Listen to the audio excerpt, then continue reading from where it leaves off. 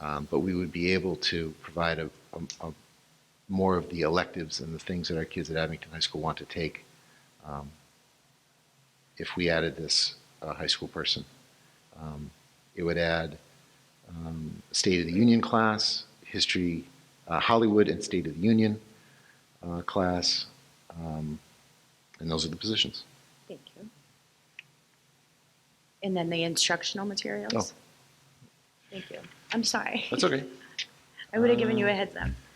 Alicia, from the budget book, do you have we have 2 pages of instructional materials. They are the textbooks, the software in the budget book. So it's a decrease in spending in that category. Okay. Is there anything coming up for English? I know a mom had reached out to me and wondered about, I want to say maybe it was 8th or 9th grade, whatever grade does the Romeo and Juliet. They were just seeing if there was like anything updated, like coming up in the future. Would you mind giving me Of the course. specific information? I will. Yeah. I'll email it to you. Okay, thank you. I thought she may be here, but I don't think I don't see her. Thank you. Peter, when you said moving towards a consensus, so has these numbers been reviewed with the town at all? Yes. Prior to tomorrow? Okay. They have. And again, we've had 2 meetings with the liaisons from the Finance Committee.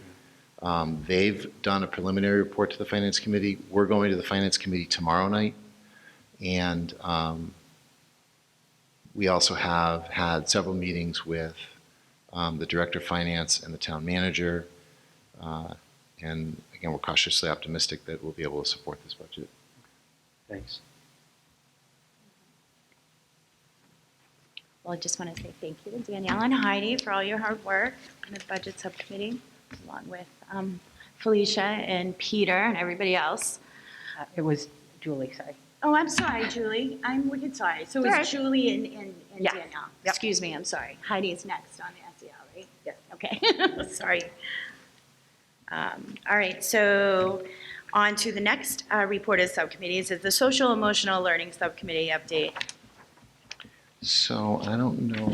I think Heidi was going to give that for us. Is that right, Julie? Or do you want to do that? Yeah, I mean, Heidi could be here. I think we just wanted to report that we met with Dr. Robbins, and he did a great job of just explaining exactly what the program is, the different tiers, how, it's meant to help at each level. I think it's great, especially kids going through what they've gone through the past couple of years, as people have spoken about, the increase in mental health issues. I think this program really helps to give kids, space to work through those issues, and teachers, administrators the tools to be able to identify kids who might be struggling.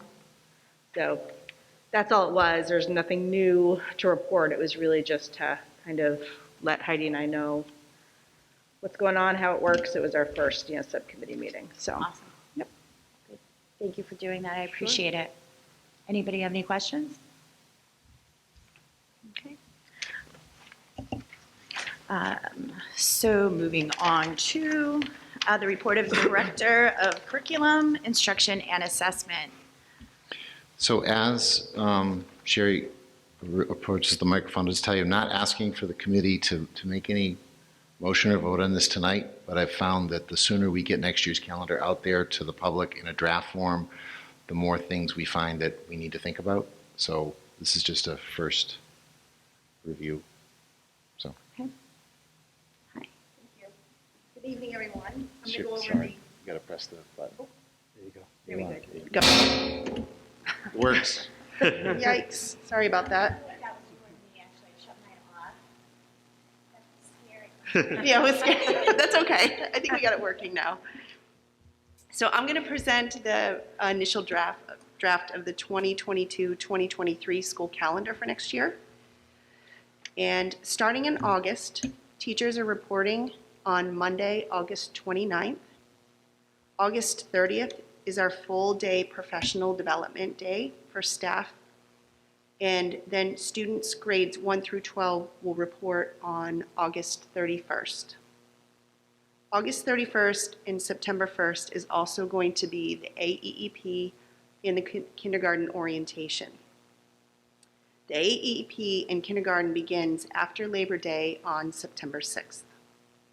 Our first half in-service day, that is an early release for students, is on Thursday, September 22nd. On November 8th, also an election day, we have a half-day in-service for teachers and no school for students that day. After that, from December through May, we have 6 additional half-day in-service days for teachers, which are early release days for the students. The last half PD day will be on May 24th. Our last tentative day of school for grades pre-K through 11 is going to be on June 23rd, which includes 5 snow days.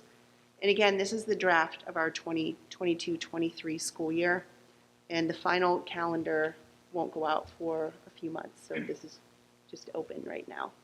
So thank you. Any questions? All right, thank you. I don't have any questions, but I was wondering if I could just put a comment out there. So for me as a teacher, days that we tag on in June are just not worth the same as days in April, May, other months in the school year. So I was wondering if we might consider, I just would like to throw it out there, that perhaps we take a look at Good Friday and see what other towns do with that. We don't celebrate most other religions and their holidays. So just wondering if we might consider potentially doing school on that day and saving a day in June.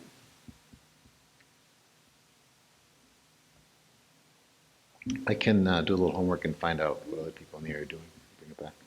Not saying that we should, but just... Peter, at the same time, would you mind, even if you use the principals, trying to solicit some feedback from staff as well, their thoughts on it? Thanks. And any parents that have any thoughts, I mean, feel free to let us know before we approve it. Excellent. Good comment. Thank you. Thank you very much. Thanks, Sharon. Appreciate it. So next is the establishment of, the report of the Assistant Superintendent COVID-19 update. I'm going to skip right over me. I was, As was alluded to earlier. woo, Thanks. that's so scary. As was alluded to earlier, based on the new DESE guidance, beginning on Monday, February 28th, which is the Monday after February vacation, masks will no longer be required, but will be optional in the Abington Public Schools. They are still required on school buses and in school vans, and that's a federal mandate right now. I also wanted to let you, know that we have about 500 families that have signed up for our at-home testing program, and tests will be distributed later this week for use next week and the school vacation week and the following week. So that seems to be going well so far. Are there any questions? I have one other topic. Felicia, was there any increase? So the 500, was that like last, I know it was like a rolling sign up almost. Yep. Has it increased, decreased? Yeah, we've had an increase of over 100 since they were distributed 2 weeks ago. Okay. We've had over 100 families sign up since then. Do you have to opt in every time, or once you're in, you're in? Once you're in, and Okay. you can opt out. Okay. Okay. Thank you. Sure. Opting out is sending an email. We can Okay. take you off the list. I wanted to just give you an update on the Woodsdale. There's been a couple of mornings that we've had some heat issues at the Woodsdale school, so I wanted to provide an update on that. So the Woodsdale is heated by 2 gas boilers. One is about 17 years old, and the other is, I think, about 30 years old. We haven't had issues with the boilers up until this year, in the last 17 years. We had the older of the 2 boilers about a month ago sustain a crack in the boiler. which resulted in it not being able to be used. The good news is that the boilers are sized that one boiler can heat the entire building. You don't need two to heat the building. So one boiler was offline, building was being heated by the other boiler, and that boiler tripped out on an ignition problem. So it was one of our very cold weekends when the problem was found. It was actually a snowy weekend because the custodians weren't cleaning snow and checking the buildings. The boilers were actually checked by one of our maintenance men at 2 o'clock in the morning, and the boilers were working. And when the custodian came in at 5:45, they were not working. So they were immediately reset. The working boiler was reset, and the building was chilly till about 10 o'clock when the heat was able to come up to a level. Immediately we had, and the vendor and our vendor that does our repairs was on site at 6 o'clock that morning to figure out what was going on. And they made some adjustments to the igniter. We thought we were all set. Then last week, the boiler that was cracked was repaired, and both boilers were back online. And this morning, the custodian came in, and both boilers were off. And they were, again, able to be reset. We're, again, working with our maintenance company to try to determine what's happening. It's very unusual from what I've learned, I'm not a boiler expert, from what I've learned, it's very unusual for two boilers to trip off simultaneously. So there's some question around gas pressure possibly as being one of the culprits because there's nothing mechanical that they have been able to find. I will tell you that the company that we work with is very responsive. They send someone out. They've sent out different people to try to, come in with different ideas about what might be happening. We have our protocol is that the custodian that arrives between 5:30 and 6, if there's any problems, immediately calls the director of maintenance, and we can get in and try to reset them, which is what happened this morning. So I wanted to provide an update to let people know that it is something that we're aware of. It's something that we're working with our boiler company, and we have it's going to be 60 this weekend, I think. But on colder weekends, we have custodians that check the buildings, all of our buildings actually, to make sure that the heat is appropriately running over a weekend. So, are there any questions? I don't know if this goes to you or Peter, but this is always a really hot topic on Facebook. I don't know if maybe someone could just talk briefly about the thought process that goes into snow days, whether to have them or not. Sidewalks, or they have to be totally clear, not totally clear. That might be helpful. It's not one of my favorite parts of the job, but it's an important part. We've got high school kids that drive.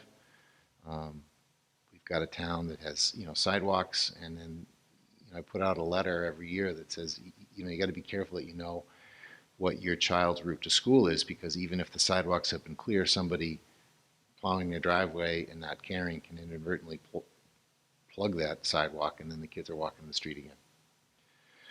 So what happens is if you watch the weather, there's a lot of sensationalism, and you have to be very careful that you're watching the weather report for our area, because they tell the truth, but they tell the truth in such a way that it makes it feel like every place is going to have a jackpot storm. And when we get a storm that says we're going to get 8 inches in our area, the next day or 10 inches, it's pretty easy to know you're just going to cancel school for the next day. And that's when I'm able to make a call the night before. When they say something called a wintry mix, which means it could be anything. If you think about what a wintry mix is, it could be rain, it could be snow, it's sleet, hail. I mean, it could be cats and dogs. It could be anything if they call it a wintry mix. So, and then when that rain and snow line moves, even though they give you a 10-day forecast, they really don't know what's going to happen in New England until just before the storm. So when they do things like that, and it's around 3 inches, you watch the weather the night before. Then you get up at 4:15-ish to check out your window to check the new prevailing forecasts to see if what they said really happened or close to happen. Then you talk to the highway department and see how the clearing is going. I talk to our maintenance people to find out if our buildings are going to be able to be cleared in time. Talk to other districts to find out what other people are doing. But every town is different. And I know they all fall like dominoes, but for example, we had a 2-hour delay. Some places canceled. Some places had a 2-hour delay just this week. I mean, it was yesterday, but it feels like it was already last week. Things have been busy. So for example, the 2-hour delay, it gave the highway department another 2 hours to clear more streets and make it safer, and the sun comes up and it's lighter, and especially this time of year, our earliest buses in the darkest part of the winter, it's pretty dark out there at the earliest, in the worst part of the winter. So it's a little better now because it's lighter, it's a little safer. 2 hours gives more time for the product to go down to melt the ice and things in Abington. The commuter traffic actually helps mix that around. And you've given me a chance to give a lot of praise. I know there are a lot of people that may not be satisfied with the snow removal in Abington. I can tell you that the highway department works very hard, and they do everything they can with everything that they have to get it done, and I am very appreciative of that. We got to have school Monday because they did such a good job. So then, I have to make a call on those days that I don't know what the weather's going to be until you wake up the next day by 5:15-ish, 5:30-ish. Because if you make it after that, you've got people coming from different towns to work from long distances, and you want to catch people so they can, make plans for it, make arrangements for childcare. So you want to tell people as soon as you can, but sometimes you just can't make that call until the morning of because you just really don't know what that forecast is going to do. And if you watch the forecasts, which I know everybody does, you'll understand. I worry about the sidewalks, but if I were to start canceling school because all the sidewalks weren't done, we would miss 2 weeks of school in the winter. So I just can't do that. So I have to hope that the major sidewalks are done as soon as possible, and that people take responsibility, that they know the path that their kids are taking to school or taking to get to the bus stop. To clarify on that, there are those who have heard that school is supposed to be canceled if the sidewalks aren't plowed. That is not true, correct? No, that's not true. Thank you. I wish that we had the luxury of doing that. It's obviously be safer. I mean, I worry because especially with high school kids driving, somebody gets in an accident, you worry. But the reality is, if you canceled waiting for all the sidewalks to be done or these sidewalks to be done, imagine the number of days we'd miss. We live in New England. So. Thank you. Do Yeah. you have anything else to add tonight? Can I just clarify one thing? Are we about to wrap up? I just wanted to make sure, I can't remember if I said it, but the exploration and discussion of any changes on the calendar would be for next year and future years, not on this current school year. So Good. just wanted to throw it out there. It's just an exploration. It was just a thought. So just wanted to make sure that no one's Thank you. panicking that anything's happening on This this year. current school year's calendar. Thank you. So our next school committee meeting will be held on Tuesday, March 22nd at 7 p.m. A few informational items. Dates to remember are Monday, February 21st is President's Day. All school offices and buildings will be closed. Monday, February 21st through Friday, February 25th is winter vacation break. Tuesday, March 8th is an in-service early release day for students. And Wednesday, March 9th is our Green Wave Boosters meeting. Anything coming up for the AEF?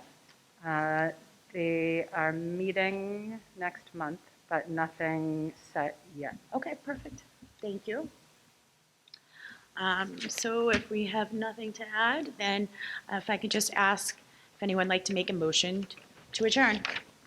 I'll make a motion. I'll second it. All in favor? Aye. Aye. Thank you. Everybody have a good night. Thank you to Abington Cam for taping, for everybody else being here.